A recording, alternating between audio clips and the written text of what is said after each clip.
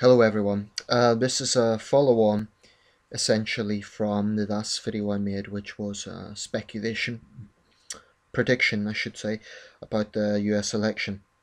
Well, firstly, the results are out. President Obama's won another 4 years, which wasn't entirely surprising. Um, and you could check out my other video for what I thought would happen. The gulf was bigger than I expected, I have to say. I thought it would be tighter than that. Obama got 303 electoral college votes, Romney 206. I did think it would be a bit closer, but I'm pleased Obama won because of the two candidates. His doctrine is a lot more in line with my sort of thinking. I'm not saying it's the same. I'm not saying I agree with everything that Obama's done, but it's more similar. He was my preferred candidate, so I'm pleased about that, and I hope he can take on the United States' very pressing issues in the next 4 years, unemployment and so on, big problems. But this isn't about the next 4 years so much. This is about my analysis of his first term, which is what I said I would do. Um, okay, so like a lot of people in 2008, I was fascinated by the Obama campaign and the prospect that an African American could potentially become president. Um, I sort of had heard of his name quite early on back in 2006. At that time, I sort of saw him as an interesting senator. And then when he entered the Democratic primaries and so on, and well, you know what happened. Um, and I have to say, I've got more books. I have a lot of political books, as you can see. Um, I've got more books on Obama than any other world leader, including British prime ministers. Um, I think I must have something like 6 individual books about Obama. Some of them were present. So I'm certainly very interested in the man. Um, I don't call myself a sycophantic supporter. I'm not one of these people who back in 2008 saw him as a messiah. I never believed he would be a messiah. I never believed he'd be an outstanding president. I thought he would be potentially a great president, not an outstanding, or let's say not. Um, I never saw him as a messiah, put it that way. Um, and his first term sort of confirms that. If I had to give him a rating out of 10, 10 being absolutely Superman and 0 being horrendous, I'd give Obama somewhere between 5.8, 6.5. In other words, good but not outstanding. Above average but not outstanding. Firstly, we have to reflect on what this re-election means. This is the first time any Democratic incumbent has won re-election with an economic crisis the way it is since Roosevelt. That's quite an achievement, whatever way you look at it. That's quite an exceptional achievement. And to do that with a very comfortable win is impressive. Because Mitt Romney, whatever you think of him, I do think he was a formidable opponent. I do think he was a skilled opponent. And I'm no great fan of Romney's policies, but I do think he was a skilled debater and a formidable opponent. So Obama certainly deserves credit for an incredibly hard-fought campaign, um, and for, well, re-winning the presidency. It is the world's most powerful job, and that's quite an achievement.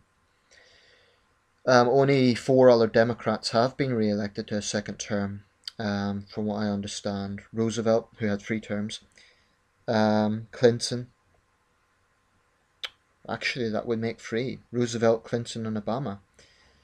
So that's quite exceptional. And what am I talking about?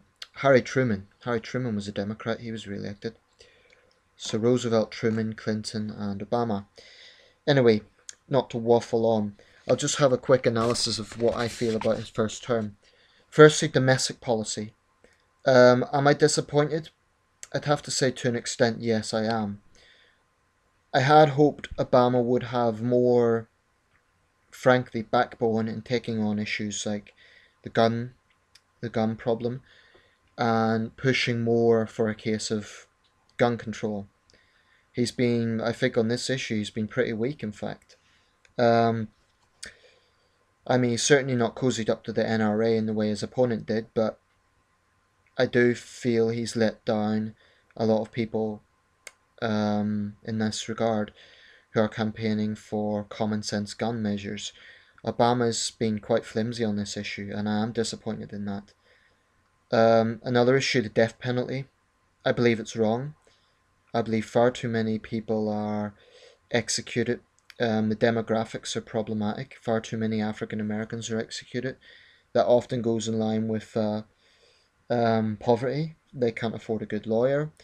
There's absolutely no question about it. The American death penalty is riddled with flaws. Um, a classic example is Troy Davis being executed in Georgia. And the death penalty has continued unabated under the Obama presidency.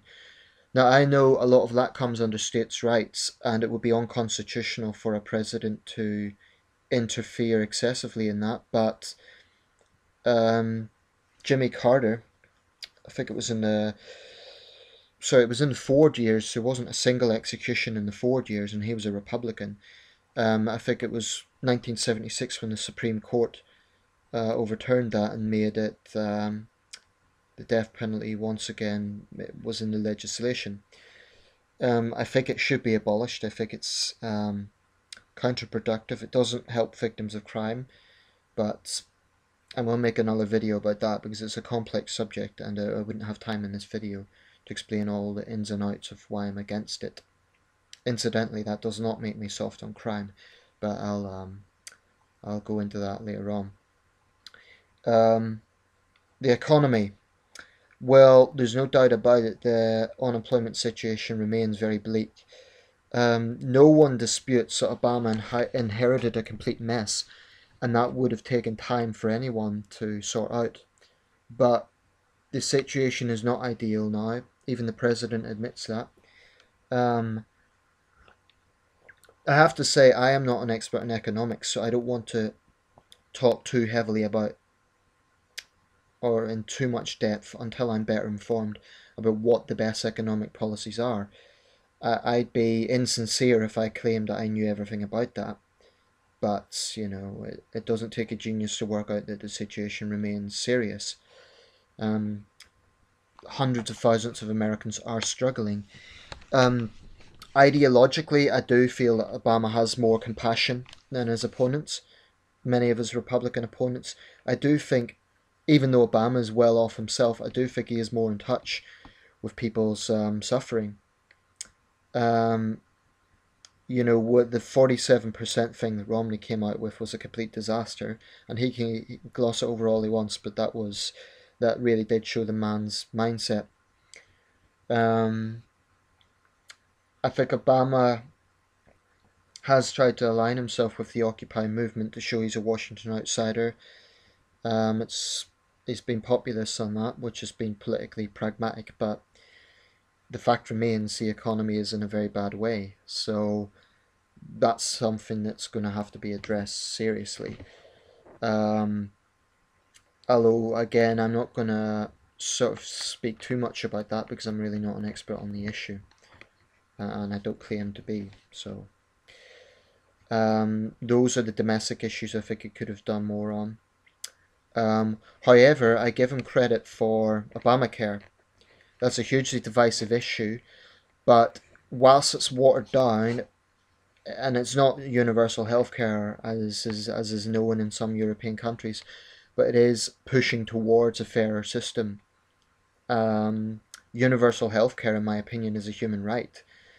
You know, a lot of Republicans can't seem to see the problem with the fact that there are thousands of Americans dying for the sole reason that they're poor and they can't afford healthcare, and that's abysmal in the world's most powerful country. So Obamacare, and again, I'm not an expert on this, but I do believe it's pushing towards a more universal healthcare system. It's watered down. It's far from perfect, but the initiative I think is good. What else in domestic policy can I comment on?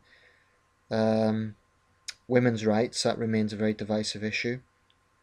Obama's record has been has been pretty good on that, I think, overall.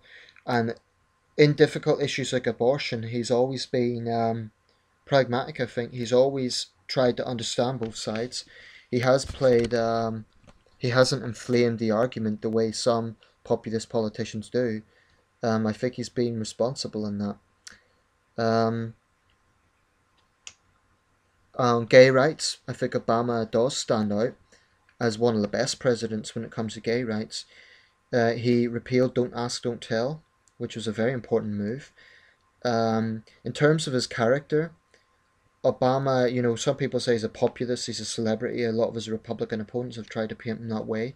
But Obama has taken, let's say, politically divisive positions or controversial positions which were a political risk. For example, repealing Don't Ask, Don't Tell. Opposing the Iraq War from the start. That was politically courageous, there's no question about it. Um, and that's really my summary on domestic policy. In foreign policy, he could have been a lot more outspoken in Arab Spring. I think it is very hard for any Western leader to know exactly what approach to take. On Libya, I think he got it just right. That was, he did take a policy of intervention, but he let the French and British lead that, knowing full well the repercussions of another American war in the Middle East, how that would look. And yet that was, in my opinion, a morally justified war. We liberated Libya, and that's my opinion on that. It was intervention by popular mandate of the Libyan people. We removed a brutal dictator. I think it was morally justified. The killing of Osama bin Laden. Well, there can be debate about exactly how significant bin Laden was at this stage. Noam Chomsky argues that he's an irrelevance. I'm not so sure about that. I think there's still a lot of jihadists saw bin Laden as a figurehead. And by the way, when he killed bin Laden, no one claimed that that would destroy Al Qaeda, but what it did do is weaken Al Qaeda, and I do think that's true. On Arab Spring, I think it was Netanyahu said that there was an event that preceded Arab Spring, the Iranian Green Revolution in 2009. Obama could have been a lot more outspoken on that. He could have been a lot more vocal in his support of the protesters. However, I do believe Obama has worked very hard to improve America's image abroad, and he does deserve credit for this, because whilst US foreign policy remains very controversial, and for example, especially in a country like Pakistan, where I believe the drone strikes are morally highly questionable, I think the drone strike should end immediately because they're killing far too many civilians. But Obama has went out of his way to try and improve America's image abroad. That famous speech in Cairo where he addressed the Muslim world was very important. Now, Romney called that an apology tour. I call it a pragmatic tour. Obama has been sensitive to feelings abroad.